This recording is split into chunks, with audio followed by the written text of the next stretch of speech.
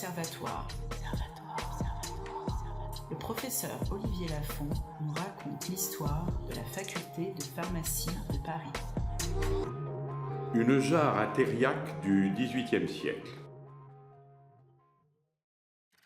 Lorsque l'on entre dans la galerie des pots de la faculté, on est surpris à la vue d'une immense jarre fermée de 3 robustes cadenas dont un seul est conservé intact.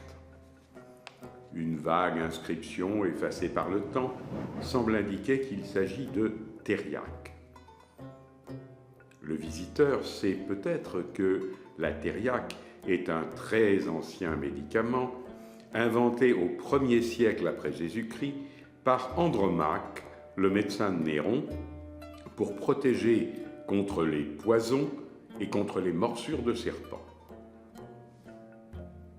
Il sait sans doute moins que ce précieux antidote a connu une exceptionnelle longévité de près de 2 millénaires, n'ayant disparu de la pharmacopée officielle qu'en 1908, rendu obsolète par le progrès scientifique. La thériaque reposait en effet sur le principe contesté de la polypharmacie, qui considérait que plus un mélange contenait de substances différentes, plus grand serait son effet en raison de la fermentation des substances entre elles. C'est ainsi que dans la composition de la thériaque n'entraient à l'origine pas moins de 80 substances, parmi lesquelles on peut citer l'opium ou la chair de vipère.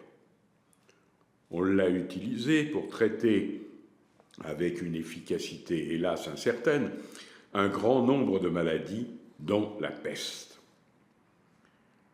L'abondance des matières premières, leur origine souvent lointaine, en rendait le coût fort élevé, ce qui justifiait la mise en place d'une fermeture sécurisée. Cette jarre date du XVIIe siècle et contenait une partie des réserves de thériaque destinées à alimenter l'ensemble des apothicaires de la ville de Paris. C'est un héritage de la Société de la thériaque.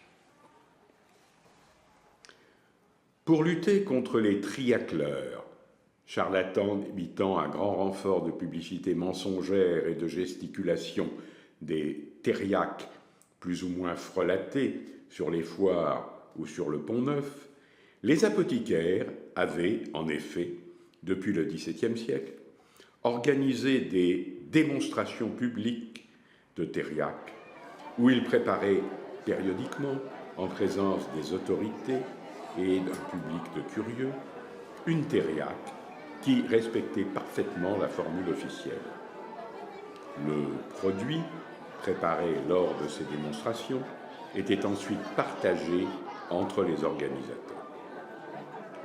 Le 20 juin 1730, une société fut créée par un groupe d'apothicaires parisiens volontaires afin d'assurer cette préparation publique dont le produit était revendu aux apothicaires de la communauté parisienne.